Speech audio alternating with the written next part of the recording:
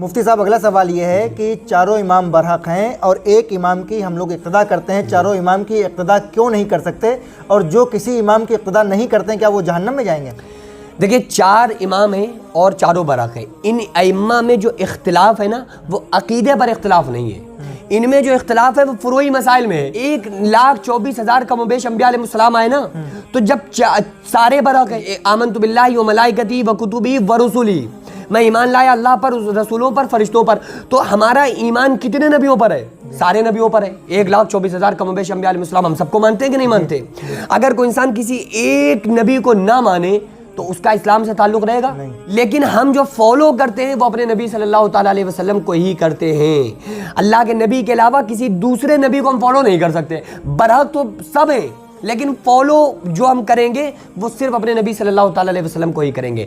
इसी तरह से अइम्मा चारों बरहक हैं, लेकिन एक मुक्तदी, एक इक्तिदा करने वाला शख्स, एक मुकल्लिद किसी एक इमाम की ही तकलीद करे, ऐसे तो मसला ख़राब हो जाएगा ना कि इमाम आज़म से के जो आसान मसले लगे उनको ले लिया, इमाम शाफ़ई के जो आसान मसले ले लिए उनको ले लिया, तलाक की बात आ गई तो इमाम शाफ़ई पर पहुँच गए, कि इमाम अहमद बिन हम्बल पर पहुँच गए, तो फिर दीन तो गठबंधन बन जाएगा ना कि जिसकी जो अच्छी बात लगी उसकी वो मान ली।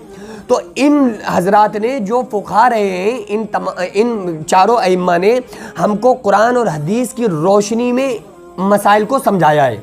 तो जिस इमाम को हम फॉलो कर रहे हैं ना, उस एक ही इमाम को हमें फॉलो करना पड़ेगा, जब ही हम डायरेक्ट सीधे रास्ते पर पहुंच सकते हैं, वरना फिर हम भटक जाएंगे। मिसाल के तौर पे अगर आपको जाना है कानपुर से दिल्ली, और दिल्ली जाने के 4 रास्ते हैं कि एक कन्नौज और तरफ से आप इधर से जा सकते हैं, फर्रुखाबाद तरफ से, एक डायरेक्ट आप एक्सप्रेस वे से जा सकते हैं, एक फिरोजाबाद से जा सकते हैं, एक आप अलीगढ़ की तरफ से जा सकते हैं। 4 रास्ते हैं दिल्ली जाने के। अब आप कहें कि नहीं हम चारों रास्तों से जाएंगे, तो आप बताइए ज़िंदगी भर आप दिल्ली पहुंच पाएंगे? तो इसलिए ज़रूरी है किसी एक इमाम को फॉलो करना, ताकि उसके जो बताए हुए मसले हैं आप उनको अच्छी तरह से समझ के आप उसको फॉलो करके हुजूर सल्लल्लाहु ताला अलैहि वसल्लम की शरीयत तक पहुंच सकते हो। इन चारों ने ही शरीयत को बताया है, अपनी तरफ से किसी बात को इन्होंने नहीं बताया, खुद को प्रमोट ना करके इन्होंने शरीयत को प्रमोट किया है। अब सवाल ये पैदा होता है कि कुछ लोग ऐसे जो अपने आप को अहले हदीस कहते हैं वो किसी इमाम को नहीं मानते, वो कहते हैं डायरेक्ट हुजूर सल्लल्लाहु अलैहि वसल्लम को फॉलो करते हैं, उनके यहाँ तकलीद जो है वो हराम है, वो तकलीद को नहीं मानते, कहते तकलीद शिर्क है, तकलीद हराम है, तकलीद नहीं करना चाहिए, और तकलीद फिर करते हैं। बगैर तकलीद के मेरा चैलेंज है, एक हदीस सुना के दिखाओ।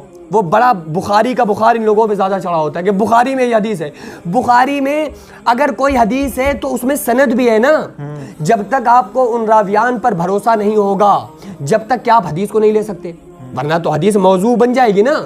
हदीस कोई मौजू थोड़ी होती है, रावियान की वजह से और सनद की वजह से होती है। तो फिर जो सनद है, जिन्होंने उन्होंने उनसे सुना, उन्होंने उनसे सुना, ये जो बीच में सनद है, रावियान है, इनको जो हमने समझा है ना कि हाँ यार ये बरहक है, ये सही है, इन्होंने सही बात बताई, तो इसी को तो तकलीद कहते हैं। तुम कभी उनकी तकलीद करते हो, कभी उनकी तकलीद करते हो, कभी किसी इमाम की तकलीद करते हो, तुम बदलते रहते हो, हम अपने इमाम बदलते नहीं हैं, बस ये फ़र्क है।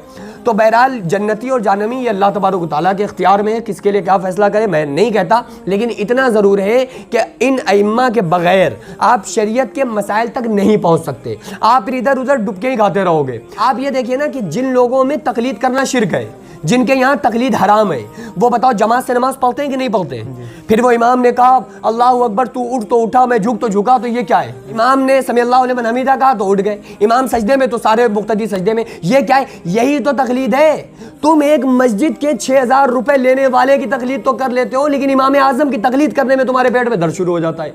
हम ये कहते हैं भाई कि हम इमाम की भी तकलीद करते हैं, और जो मसलक है मसलकी एतबार से और फ़िक़्ह में, मसाइल में, शरीयत में हम इमाम आज़म अबू हनीफा रज़ियल्लाहु ताला अन्हु के मसाइल को लेते हैं और हम उनको फॉलो करते हैं। और हमारा तो चैलेंज है ना, इमाम आज़म ने भी यही बात बताई है कि अगर मेरी बात हुजूर की हदीस से टकरा जाए तो मेरी बात को दीवार पर मार देना, हदीस को पकड़ लेना। तो आप लाकर दिखाओ इमाम आज़म का इतना बड़ा चैलेंज। ये इस बात पर दलालत करता है कि इमाम आज़म ने सारी ज़िंदगी कभी नबी की हदीस से हटकर कोई बात कही ही नहीं है। कोई बाप अपने बेटे ये कहे कि अगर मेरा बेटा गाली बक दे तो मैं इसे आख्त कर दूंगा, तो इसका क्या मतलब है? इसका मतलब यह है कि बाप को बेटे पर भरोसा इतना है कि उसका बेटा गाली कभी नहीं बक सकता। तो इमाम आज़म की इस बात को लोग गलत लेके जाते हैं, बल्कि इमाम आज़म का इस बात पर दलालत कर रहा है कि इमाम आज़म ने सारी ज़िंदगी कभी कोई हदीस से हटकर कोई काम नहीं किया, और इमाम आज़म का चैलेंज है कि अगर मैंने किया हो तो मेरी बात को दीवार पर मार देना। अब मैं आपसे पूछ रहा हूँ कि बताओ ऐसी कौन सी बात है इमाम आज़म की जो कुरान और हदीस से हटकर हो। देखो, हम इमाम आज़म की तकलीद करते हैं बगैर दलील के, लेकिन हमारा यकीन ये है कि इमाम आज़म ने जो मसला बताया है उनका मसला बताना बगैर दलील के हरगिज़ नहीं है। उनके पास ज़रूर कोई ना कोई दलील कुरान हदीस से मौजूद है, और तकलीद के माना ही है किसी को बगैर दलील के मानना किसी की बात को। इमाम आज़म हमारे यहाँ दलील हैं, और तमाम फुक़हा बड़े बड़े लोग औलिया किराम ने इमाम आज़म और इन चार मसलक में से किसी एक मसलक को फॉलो किया है। आका अलैहिस्सलातु वस्सलाम ने फरमाया कि मेरी उम्मत गुमराही पर जमा नहीं हो सकती। जो मेरी उम्मत मतलब बड़े जो उलमा लोग हैं, उलमा हैं, फुक़हा हैं, वो गुमराही पर जमा नहीं हो सकते।